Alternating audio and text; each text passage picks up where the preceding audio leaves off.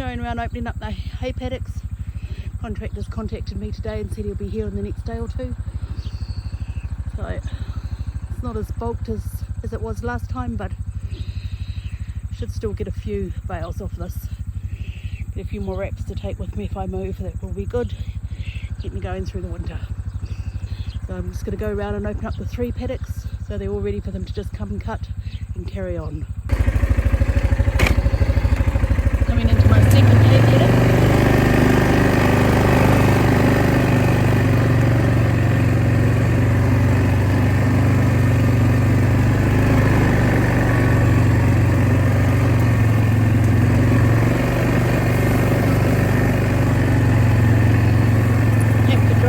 Because I haven't got a central raceway,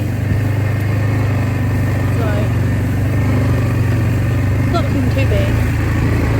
You get me a bit of stuff, not any weeds in it, which is really good. Or not many weeds in it, which is really good.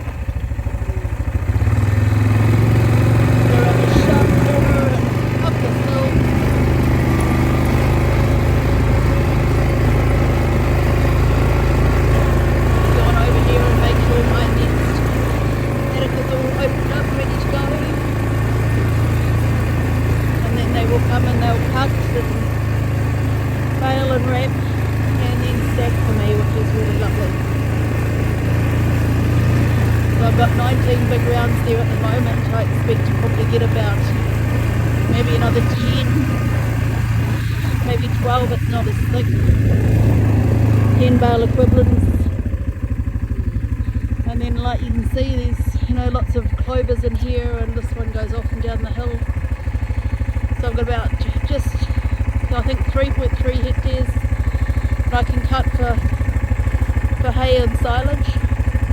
I bought 40 conventional bales of hay, so I won't need much more, but I'll certainly get this chopped and, as I say, wrapped and stacked.